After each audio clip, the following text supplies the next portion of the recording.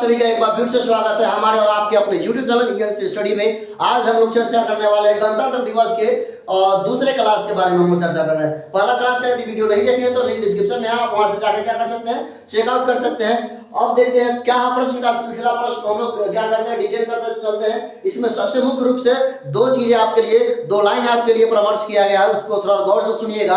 कि बातें हैं कि जो दो लाइनें हैं बहुत बड़ी मैटर करता है, जो आपको बोर्ड पर दिख भी रहा होगा कि सब कुछ छोड़ देना पड़ता है कामयाब होने के लिए, सब कुछ छोड़ देना पड़ता है कामयाब होने के लिए। और लोग इसे कहते हैं कि भाग इसका अच्छा था। तो भाग क्या है? भाग सबका बदलते रहता है। जब समय इतनी बड़ी चीज है तो भाग कौन सा बड़ा चीज बनता है इसके सामने में। देखते हैं हम लोग प्रश्न का क्या है। भारत का संविधान 26 जनवरी 1950 को लागू क्यों किया गया था? ये सवाल पूछा गया था इंटर में 2020 तथा 2019 में पूछा गया था। इन सवालों के लिए आपको थोड़ा सा वेट करना पड़ेगा, जो आपको मुख्य रूप से दिखाई आपको साक्ष्य रूप से देखने को मिलेगा।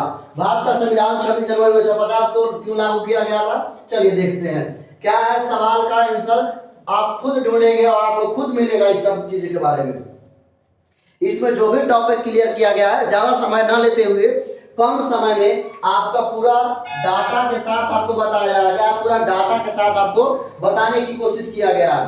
पहले चीजें क्या है देखते हैं हम लोग। भारत का संविधान 26 जनवरी 1950 को लागू किया गया। इसका एक कारण था, इसका एक मुख्य रूप से कारण था कि पंडित जवाहरलाल नेहरू ने कांग्रेस के दिसंबर 1929 के अधिवेशन में,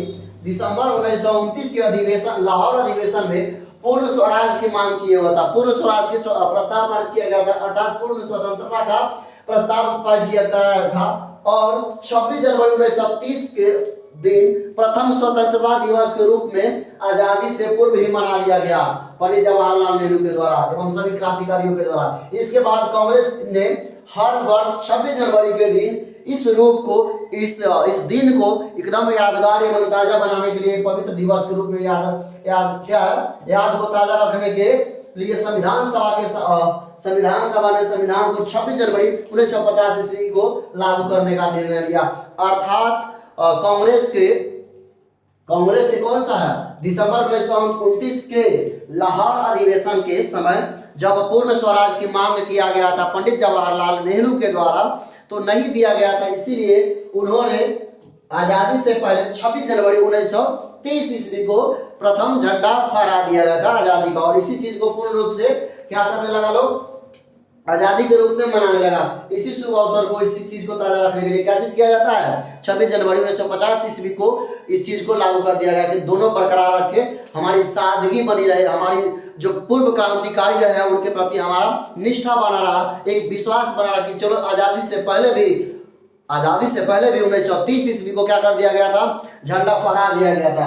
अगला सवाल क्या चीज है, अगला सवाल है संविधान सभा का गठन कैसे हुआ।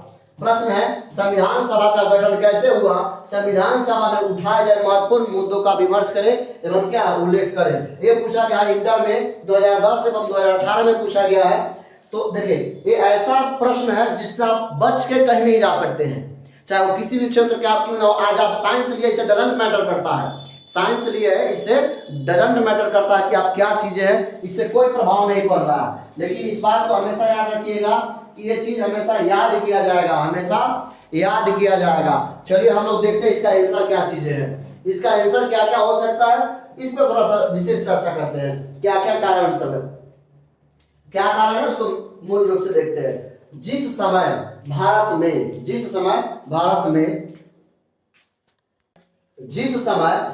में संविधान के निर्माण के विषय में विचार विमर्श हो रहा था, उस समय देश एक राजनीतिक अस्थिरता, कोई स्टेब्लिश नहीं था, स्टेबिलिटी नाम का कोई चीज नहीं था, तथा क्या चीज है, अविश्वास, मतलब किसी के प्रति कोई विश्वास नहीं था का वातावरण था। 1946 में उसे माहौल के प्रमुख भारतीय नेता इस बात से अवगत थे, इस बात को जानते थे कि यदि हमारा देश आजाद हो जाता है, क्या है, अवगत थे कि भारत की जनता स्वतंत्रता प्राप्ति के बाद के लिए अवधारित प्रतिज्ञा है तथा अंग्रेजों क्या है, अंग्रेजों को शीघ्र ही भारत को आजादी करना होगा। पंडित जवाहरलाल नेहरू ने शब्दों में ब्रिटेन को 2 से 5 वर्षों का भारत छोड़ देगा। मतलब उनके शब्दों में कहा गया कि अंग्रेज 2 से 5 वर्षों में क्या कर देगा, देश छोड़ देगा, भारत को छोड़ देगा। मुख्य रूप से ये चीजें हैं। अब क्या चीजें इसी को हम लोग देखेंगे, हर एक चीज को हम लोग डिटेल करेंगे।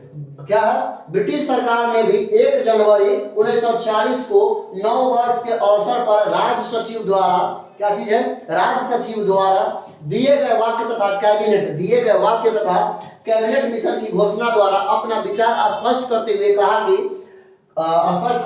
था कि समझौते के लिए समय उपयुक्त था। समझौते के लिए क्या था, समय उपयुक्त था, परंतु फिर भी भयंकर रक्तपात के पश्चात, रक्तपात बहुत ज्यादा खून खराबा हुआ, मारपीट हुआ, दंगा हुआ, क्रांति हुआ, बहुत ज्यादा खून खराबा हुआ, रक्तपात हुआ, रक्त लहूलुहान हुआ, देश आजादी के लिए देश पूरा क्या चीज हुआ, लहूलुहान हो चुका था। कहा कि समझौता का वक्त था, लेकिन जो देश को आजाद करने का जुनून था वो बहुत चरम सीमा पर था। समय रहते हुए भी फिर भी किसी स्वतंत्रता सेनानी के पास इतना समय नहीं था कि और प्रतीक्षा किया जाए, इसलिए उन्हें तुम मुझे खून दो मैं तुझे आजादी दूंगा का इस बात को ध्यान में रखते हुए रक्तपात उन्होंने सही समझा और इसी के चलते क्या पश्चात 15 अगस्त 1947 को स्वतंत्रता प्राप्ति की जा सकी थी। चलिए इसका और आगे हम लोग देखते हैं क्या क्या चीजें मुख्य रूप से भूमिका अदा करती है। उन सभी सवालों का जवाब दिया जाएगा जो आपके मन में चल रहा है, आपके विचार में चल रहा है। यदि उनका जवाब यहाँ पे नहीं मिल रहा है तो उस प्रश्न को आप क्या कीजिए, कमेंट बॉक्स में कर दीजिए। उनका जवाब देने का हम लोग अथक प्रयास करेंगे और जवाब देकर ही रहेंगे। इस बात को एकदम 100% इस बात को अवगत होकर रहिए कि आपको क्या किया जाएगा, जवाब दिया जाएगा। इस बात से क्या चीज रहिए, अवगत रहिए कि क्या चीज किया जाएगा, जवाब दिया जाएगा। इन सभी सवालों का जवाब होगा जो मुख्य रूप से आपको बताया जा रहा है। क्या है, उसके बाद क्या चीजें हैं, ब्रिटिश साम्राज्यवाद तथा भारतीय राष्ट्रवाद के संघर्ष को 1946 के आरंभ तक समाप्त प्रयास होकर, क्या है, 1946 के आरंभ तक समाप्त प्रयास होकर पृष्ठभूमि में चला गया था। अब इस संघर्ष का स्थान ब्रिटिश सरकार कांग्रेस और मुस्लिम लीग के क्या चीज है, वैचारिक मतभेद तथा भविष्य संबंधी विचारों ने ले लिया था। क्या था, भविष्य संबंधी विचार। कांग्रेस तथा मुस्लिम लीग दोनों प्रमुख राजनीतिक दल था उस समय के, जब देश आजादी के समय पे था, चरम सीमा पर था। क्या चीज है, कांग्रेस तथा मुस्लिम दल दोनों प्रमुख राजनीतिक दल थे। सांप्रदायिकता तथा पारस्परिक सामंजस्य बैठाने में असफल होते जा रहे थे। क्या चीज का, ये दोनों का जो तालमेल था, क्या चीज का तालमेल था, कांग्रेस एवं मुस्लिम लीग का जो दाल था, जो तालमेल था, एक प्रकार से बैठ नहीं रहा था। दोनों के बीच में क्या असमंजस जैसी बातें चल रही थी। इसीलिए इन सभी सवालों का ये ऐसा सवाल है जो संविधान सभा को एक पूरे तरीका से कठोर भी बनाती है और पूरे तरीका से सभी जो भी भ्रम का चीजें चल रहा था उसको दूर करने में अथक प्रयास करती है। ये सब चीजें आगे क्या है, साम्राज्यवाद के पीछे हटने के बाद, जब साम्राज्यवाद हटा, क्या चीज है, साम्राज्यवाद के पीछे हटने के बाद क्या चीज है, हटने के बाद और नए भारत की दिशा क्या होगी। इस संदर्भ में कांग्रेस क्या है, इस संदर्भ में क्या चीज है, इस संदर्भ में कांग्रेस की मांग थी कि सर्वप्रथम एक केंद्रीय इकाई को क्या चीज, सत्ता सौंप दिया जाए। क्या है, एक केंद्रीय इकाई को क्या किया जाए, सत्ता सौंप दी जाए। उसके बाद क्या चीज है, सत्ता सौंप दी जाए। उसके बाद क्या चीज है, थोड़ा सा टीपीटी दिक्कत है, सत्ता सौंप दी जाए।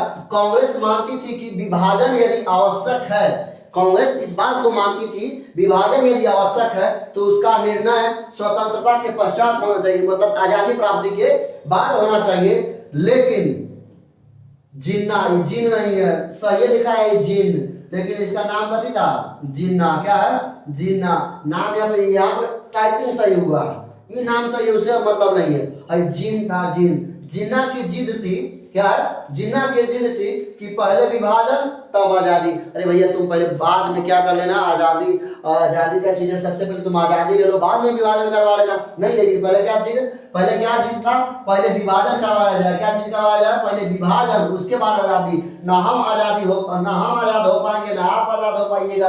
दोनों के फूट डालो, शासन करो की नीति में हम लोग चले जाएंगे, आजादी नहीं मिल पाएगा। इन सब चीजों का भ्रामिक रूप से एक विचार था। आप खुद सोच के देखिए, क्या चीज है, आपके पास इतना बुद्धि है, इतना क्षमता है, इतना योग्यता है, आप सोच के देखिए, जब तक आजाद नहीं होंगे तब तक ये विभाजन की बात किस प्रकार से आती है। इन सभी सवालों का जवाब संविधान सभा ने दिया है, संविधान ने दिया है। क्या क्या चीजें हैं देखिए हम लोग।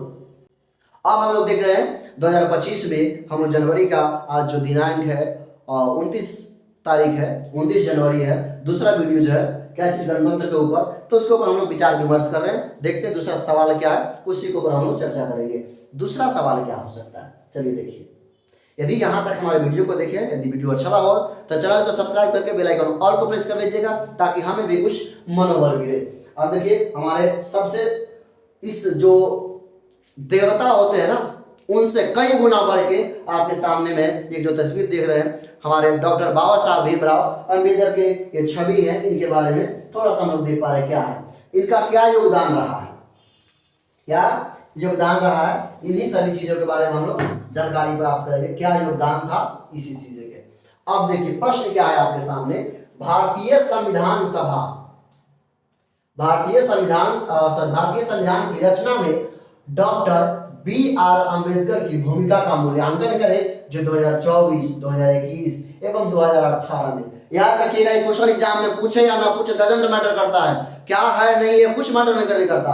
क्या है कि ये सवाल आपके जिंदगी भर आपको आएगा समझ में, और आपको अहमियत बहुत आगे चल के इस बात को समझ में आएगा कि जो भी व्यक्ति खूब एस्टेब्लिश है, खूब अच्छे तरीके से जानकार है, और इनके प्रति एक मतभेद खुद बन के आता है बीच में आरक्षण को लेकर। क्या आरक्षण को लेकर, तो खैर आरक्षण का एक और टॉपिक है, लेकिन याद रखिएगा इस जो देवता स्वरूप है, ऐसे ऐसे लोग जन्म नहीं लेते हैं, अवतार लेते हैं। Doctor B.R. अम्बेडकर साहब, APJ अब्दुल कलाम, स्वामी विवेकानंद, बुद्ध, ये सब क्या, महावीर स्वामी, ये सब देवता रूपी है। ये लोग जन्म नहीं, ये लोग प्रकट होते हैं, अवतार लेते हैं इस पृथ्वी को एक अच्छे सुचारू रूप से चलाने के लिए। बाकी बात ये दो शब्द ही रहेगा हमारे इनके लिए, बोलने पे आ तो क्या क्या नहीं बोला जा सकता है, कम पड़ जाएगा समय आपके लिए। चलिए देखते हैं हम लोग इनका जो सवाल था, उन सवालों का हम लोग जवाब देखते हैं, क्या क्या मूल्यांकन है उसके बारे में हम लोग देखते हैं। संविधान सभा की रचना डॉक्टर B.R. अम्बेडकर की महत्वपूर्ण भूमिका है।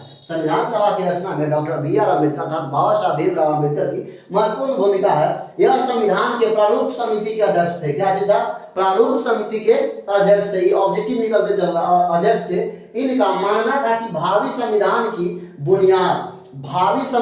बुनियाद क्या है, भारतीय परिस्थितियों और साथ ही साथ अछूतों के अनुकूल होने चाहिए। इन्हीं के प्रयासों से संविधान में हर नागरिक को समान अवसर, दलित एवं अल्पसंख्यक का स्तर ऊंचा करने के लिए आरक्षण की व्यवस्था, अस्पृश्यता को खत्म करना, सभी के समानता का अधिकार आदि प्राप्त हुआ है। मतलब इन्हीं के विचार से छुआछूत का भेदभाव अर्थात अस्पृश्यता, अल्पसंख्यक, इन सभी चीजों को इन्होंने दूर किया हुआ। छुआछूत में सब इन्हीं के क्या चीज है, सबको देखिए आरक्षण की व्यवस्था, सबको बराबर लाने के लिए समान अधिकार, मतलब सब कुछ प्रिमल में जो हमको देखने को मिला है, इस सब चीज यहाँ से देखने को किसके द्वारा दिया गया है, बाबा साहब भीमराव अम्बेडकर के द्वारा।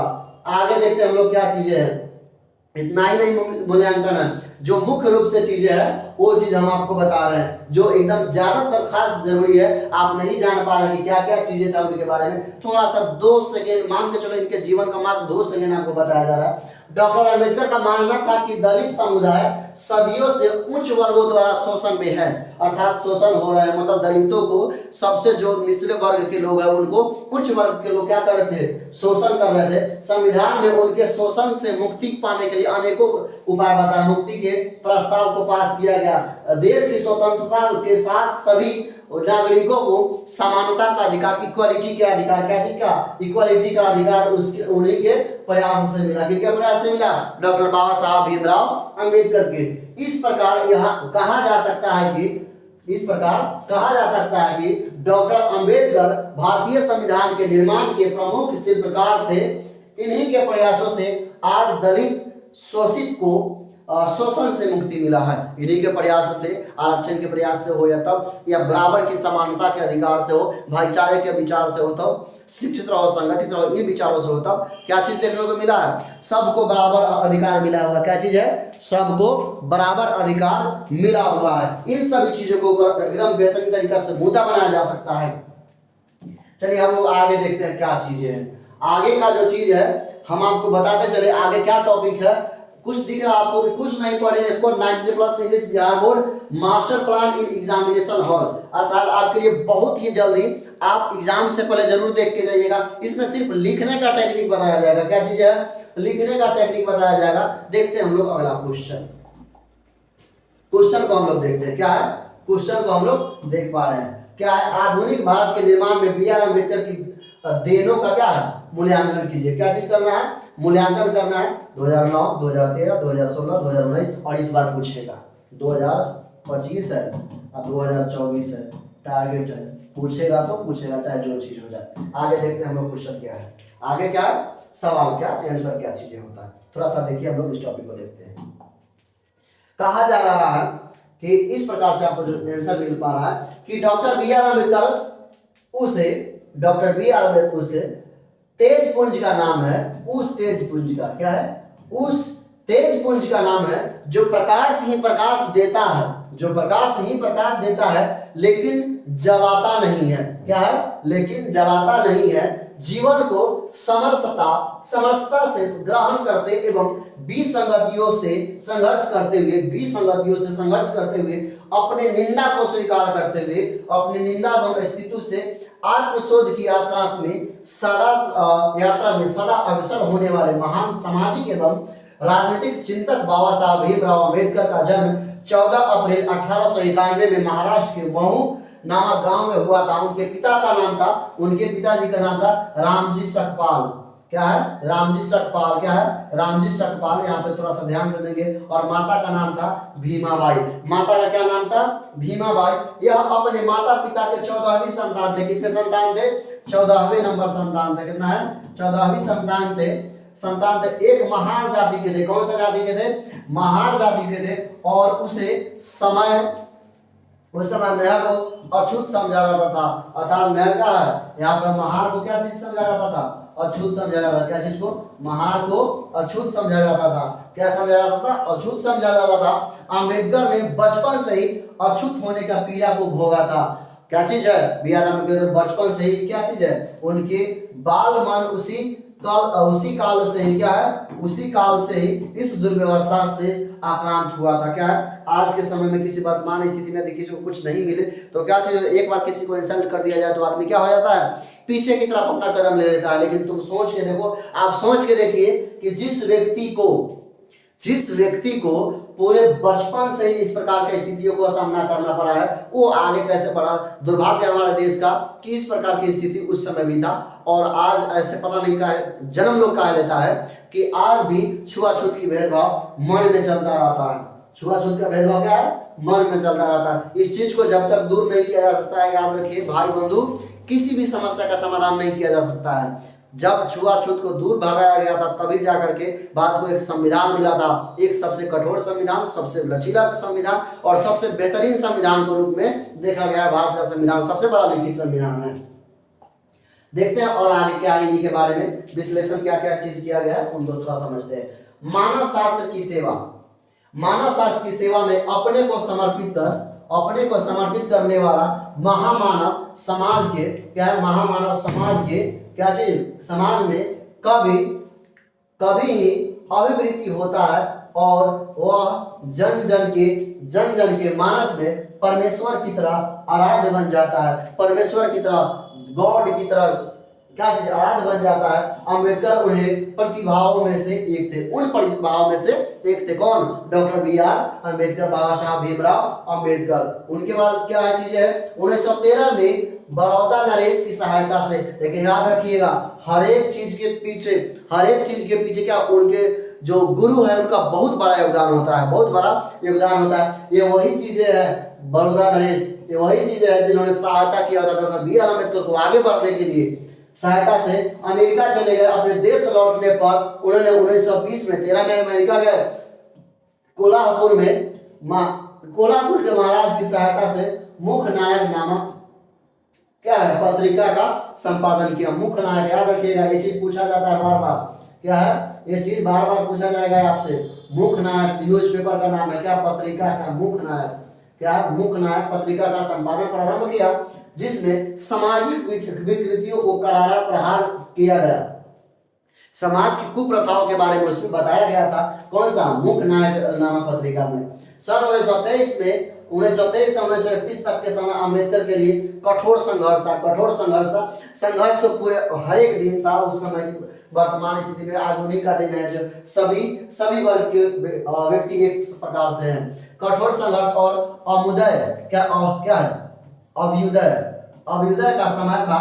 इसी बीच दलित के नेता एवं प्रवक्ता के रूप में उभरकर वे सामने आए। क्या चीज, दलित के नेता एवं प्रवक्ता के रूप में उभरकर सामने आए। उन्होंने इंग्लैंड जाकर गोलमेज सम्मेलन में भाग लिया, इंग्लैंड जाकर गोलमेज सम्मेलन में भाग लिया और अंग्रेज शासन से दलितों की मांग भी भारतीय दलित और उन्होंने कहा शिक्षित बनो और संगठित रहो।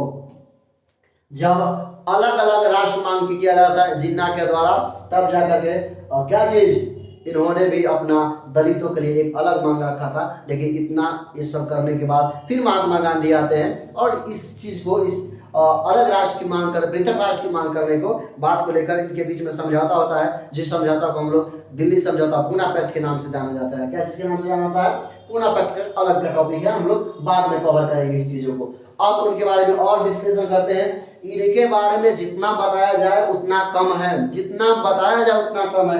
लेकिन क्या है, आपके एग्जाम और व्यू से, आपके परीक्षा के नजरिए से आपको थोड़ा सा बताया जा रहा है। उसके बाद क्या है, 1935 में उनकी धर्म पत्नी का देहांत हो गया। 1935 में उनकी धर्म पत्नी का क्या हो गया, देहांत हो गया। इसी साल धर्म परिवर्तन की, इसी साल क्या था, उन्होंने धर्म परिवर्तन भी करने का घोषणा किया। उन्होंने बहिष्कृत हितकारी सभा सिद्धांत महाविद्यालय एवं स्वतंत्र मजदूर दल की स्थापना 1946 तक। उन्होंने अम्बेडकर की ख्याति देश के कोने कोने से एक दूसरे तक फैल गई थी। 1947 में नेहरू जी के मंत्रिमंडल में उन्हें कानून मंत्री बनाया गया था। 1947 में क्या चीज बनाया गया था, नेहरू जी के मंत्रिमंडल में उन्हें कानून मंत्री बनाया गया था। ये सब चीजें है, कितना बताया जाए आपको। अब फिर से देखते हैं, जितना जो प्रारूप, जितना भी आपको बताया जा रहा वो मुख्य रूप से कम ही है। क्या है, मुख्य रूप से कम ही है। और देखिए आगे का, इसमें क्या चीज का वर्णन किया गया, क्या जिक्र किया गया है।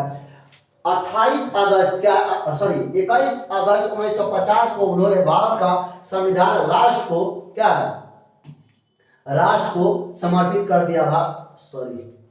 21 अगस्त 1950 को उन्होंने भारत का संविधान राष्ट्र को समर्पित कर दिया। इसी साल वे कोलंबो गए और दिल्ली में अंबेडकर भवन का शिलान्यास किया।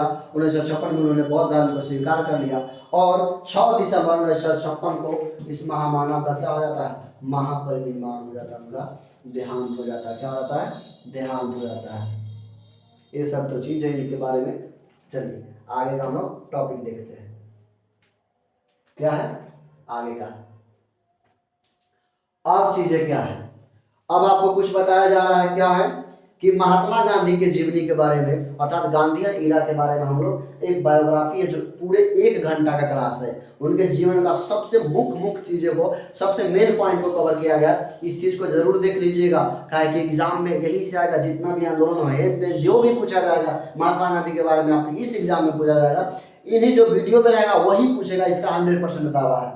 बाकी बात हम लोग देखते हैं एग्जाम में क्या होता है। यदि आप नहीं देख पाते इस वीडियो को तो याद रखिएगा, हम लोग फिर से रिव्यू करेंगे, फिर से इसी वीडियो से क्लिप लेंगे और आपको बताइए कि यही से वीडियो आया था, यही से क्या चीज है क्लास में आएगा, एग्जाम में वहीं से आएगा। संविधान सभा का गठन किस प्रकार हुआ, संविधान सभा का गठन किस प्रकार हुआ, संविधान सभा का गठन किस प्रकार हुआ, इन सब चीजों का जवाब आपको मिल।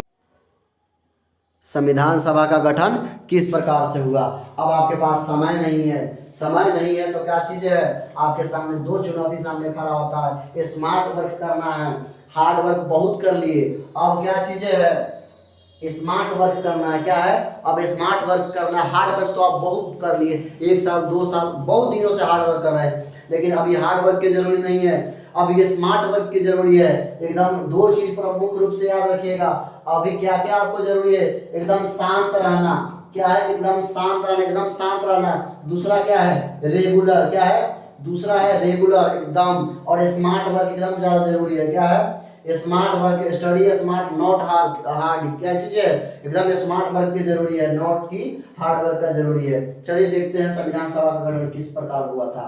तो संविधान सभा का गठन के बारे में हम लोग बात करते हैं। क्या है संविधान सभा के गठन के बारे में? क्या है संविधान सभा के गठन के बारे में?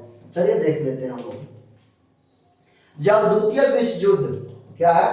जब द्वितीय विश्व युद्ध, क्या चीजें हैं? एक सेकंड।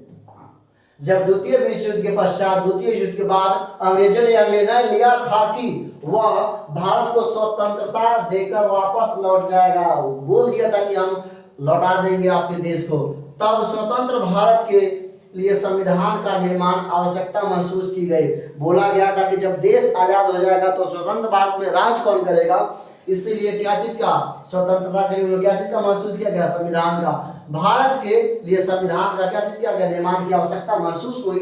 1946 में ब्रिटिश सरकार की प्रांतीय विधानसभा, ब्रिटिश सरकार की प्रांतीय विधानसभा के निर्वाचन के आधार पर, क्या है? निर्वाचन के आधार पर संविधान का गठन हुआ। इसमें देशी रियासत, याद रखिएगा, देशी रियासत के प्रतिनिधि भी शामिल हुए। कांग्रेस ने इस बात का प्रयास किया कि देश के सभी वर्ग का प्रतिनिधित्व संविधान सभा में हो। हालांकि मुस्लिम लीग ने संविधान सभा का बहिष्कार किया।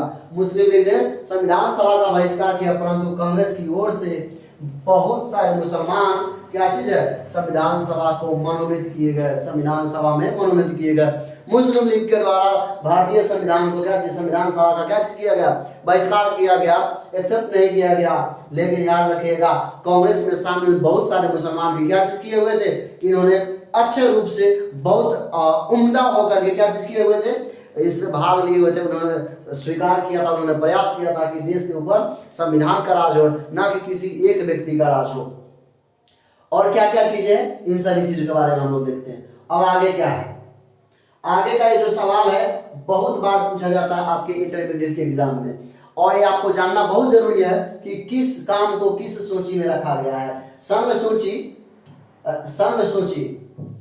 एक सेकंड, सॉरी, संघ सूची, राज्य सूची तथा समवर्ती सूची का संक्षिप्त वर्णन करें। या भारतीय संविधान में संघ सूची क्या है? 2021, 11 और 24 में पूछा गया था। मेरे भाई बंधु याद कर लीजिएगा इस चीज को, याद कर लीजिएगा इस चीज को। एकदम इस तरीका से आपको बताया जा रहा है, बहुत ही आसान भाषा में आपको बताया जा रहा है। पहले हम लोग देख लेते हैं क्या है संघ सूची। संघ सूची इसी से ऑब्जेक्टिव बनते रहता है। संघ सूची का इस सूची में वे विषय रखे गए हैं। कौन सा सूची में? संघ सूची में जो राष्ट्रीय महत्व के है, जो राष्ट्रीय महत्व के है तथा जिनके बारे में देश भर में एक समान नीति होना आवश्यक है। देश भर में एक जो पॉलिसी होता है, एक नीति होना आवश्यक होता है। जैसे प्रतिरक्षा, विदेश नीति, डॉक्टर व टेलीफोन, क्या है? टेलीफोन, रेल, मुद्रा, बीमा, विदेशी व्यापार या व्यापारी है, जो चीजें विदेशी व्यापार है, व्यापारिक इत्यादि। इस सूची में कुल 35 विषय रखे, ऐसे कुल मिलाकर कितने विषय रखे गए हैं? 35 विषय रखे गए हैं जो विदेशी है, जो व्यापार, एक सेकेंड,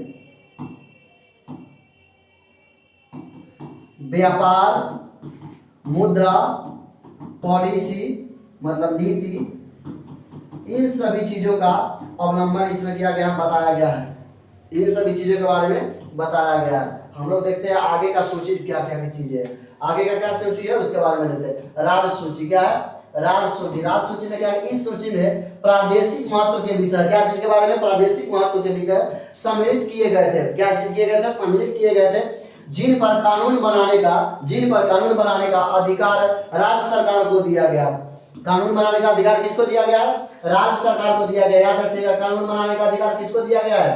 राज्य सरकार को दिया गया। कानून बनाने का अधिकार राज्य सरकार को दिया गया। क्या है? राज्य सूची के प्रमुख विषय है कृषि, पुलिस, जेल, चिकित्सक एवं स्वास्थ्य, जो मुख्य रूप से राज्य शैली के बारे में बताया गया। सिंचाई हुआ, मालगुजारी हुआ इत्यादि। इन विषयों की संख्या कुल मिलाकर कितना है? कुल मिलाकर 66 है। जैसे डॉक्टर, फार्मर, इन सभी, सिंचाई, फार्मिंग, सब किसके अंदर आता है? राज्य सूची के अंदर आता है।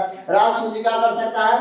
क्या चीज है आपको पता है, कानून बनाने का अधिकार किसके पास है, राज्य सरकार के पास है। किसके पास है, राज्य सरकार के पास है। अब हम लोग देखते हैं अगला चीज क्या, इसमें कुल 68 थे, क्या था, कुल 68 थे। अब इसमें देखिए समवर्ती सूची, इस चीज को थोड़ा सा ध्यान से हम लोग देखेंगे। समवर्ती सूची के बारे में क्या है, समवर्ती सूची क्या होता है, समवर्ती सूची, इस सूची में कुल 47 विषय शामिल थे। कितने शामिल थे, 47 विषय।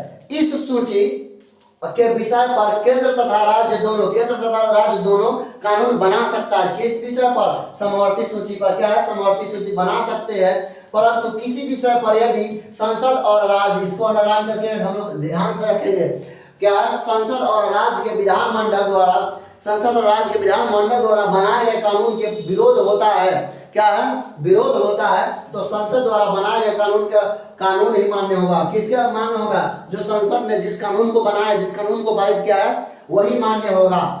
इस सूची का प्रमुख विषय है जैसे बिजली कानून, मूल्य नियंत्रण, समाचार पत्र, छापेखाने, दीवानी कानून, हिंसा, वन, जनसंख्या, उस जनसंख्या नियंत्रण और परिवार नियोजन आदि इत्यादि। अर्थात हम लोग देखने को मिलेगा कि दिल्ली में क्या चीज है, बिजली फ्री है। कुछ अलग अलग प्रकार से सब राज्यों के पास एक अलग प्रकार का दर्जा होता है, लेकिन ये किसके अंतर्गत आता है, समवर्ती सूची के अंतर्गत आता है।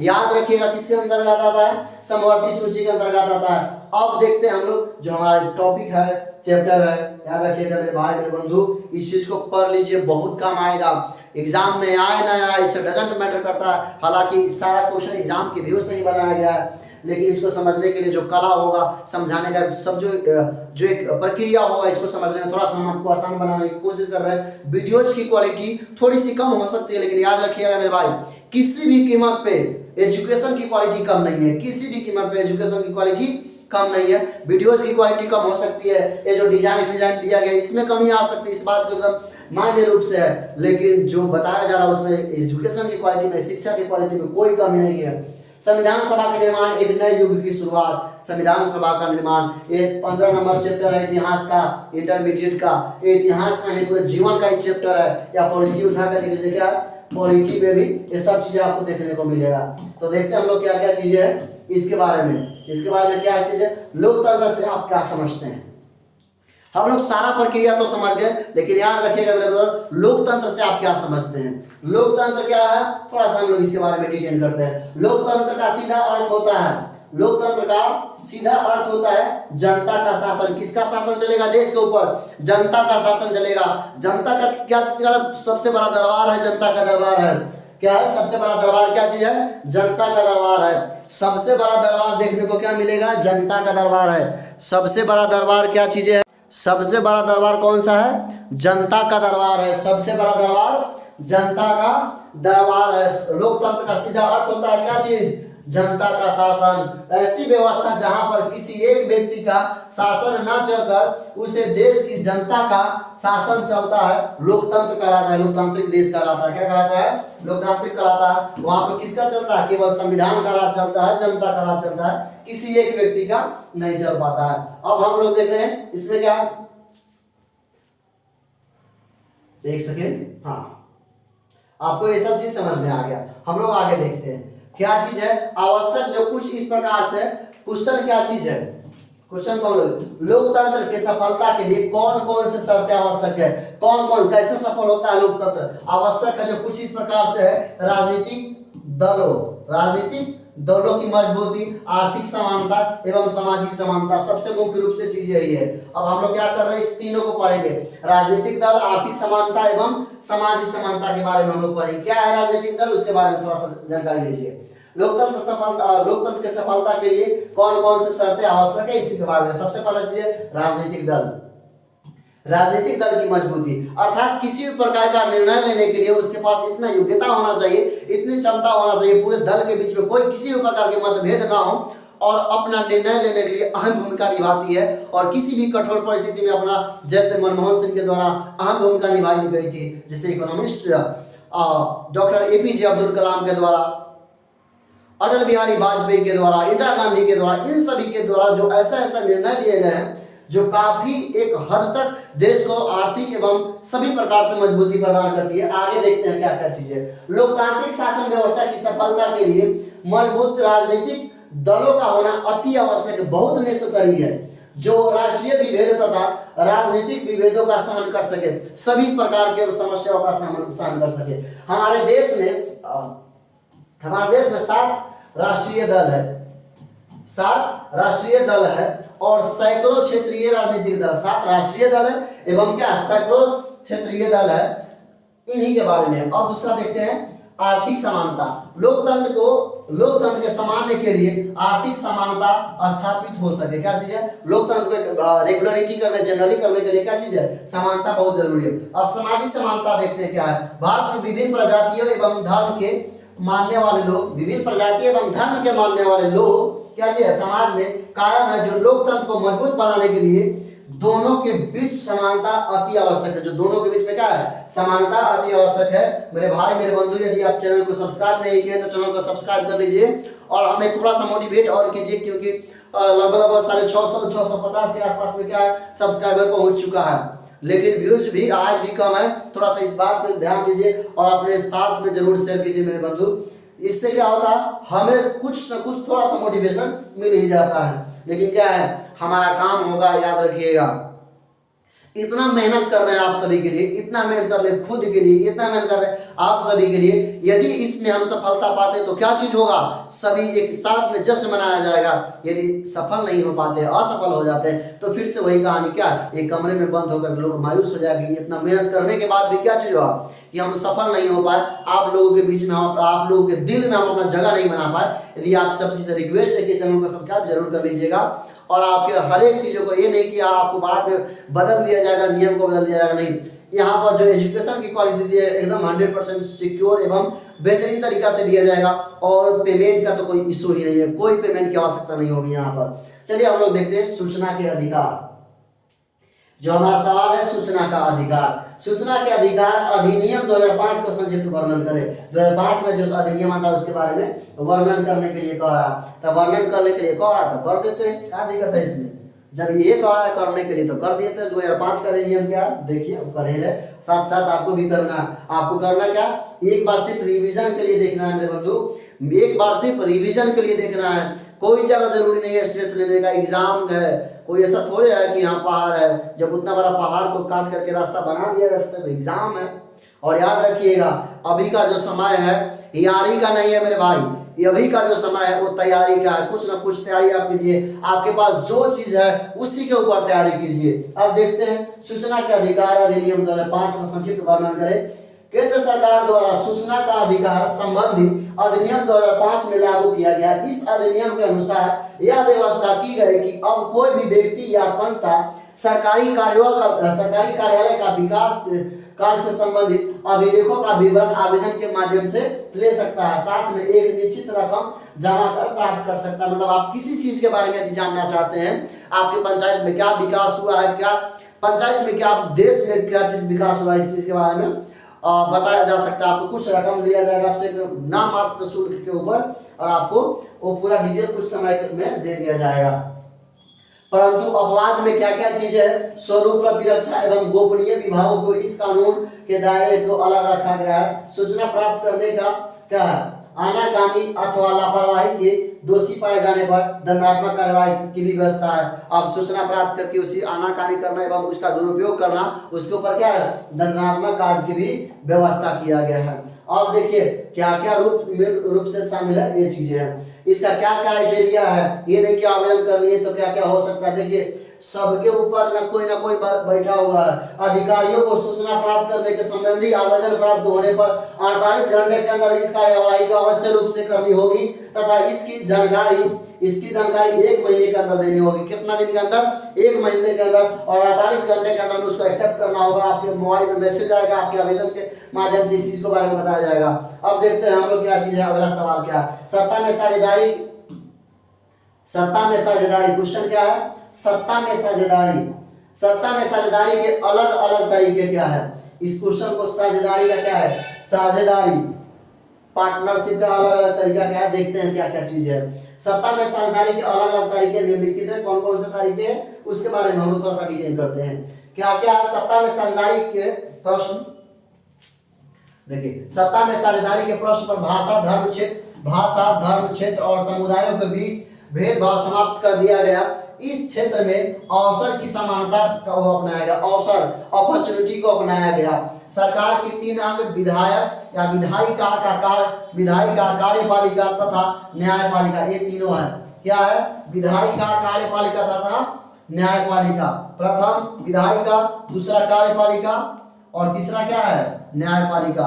तीसरा क्या है? न्यायपालिका का बीच सत्ता का विभाजन, सत्ता नहीं होगा मेरे बंधु, सत्ता का विभाजन। इसलिए बोला गया था कि हमारा पीपीटी कमजोर हो सकता है, हमारा जो टाइपिंग है इसमें कमजोरी हो सकता है, लेकिन एजुकेशन की स्थिति के बाद विभाजन कर दिया गया। ऐसी व्यवस्था कर दी गई कि कोई अंग अपने अधिकारों का दुरुपयोग नहीं कर सके। इसमें अधिक से अधिक लोग की सत्ता में साझेदारी सुनिश्चित है। अधिक से अधिक लोगों की सत्ता में साझेदारी सुनिश्चित है। इन 3 वर्गों को इतना बेहतरीन तरीके से सजाया गया है, विधायिका, न्यायपालिका, कार्यपालिका, जो कोई अपने अधिकारों का दुरुपयोग न कर सके। कोई अपने अधिकारों का क्या नहीं कर सके? दुरुपयोग कर सकते। इसीलिए आज की क्लास हम लोग यहीं पर रोकते हैं। मिलते हैं नेक्स्ट वीडियो के लिए। तब तक जय हिंद, जय भारत। आप सभी से उम्मीद है कि आप सभी स्वस्थ होंगे।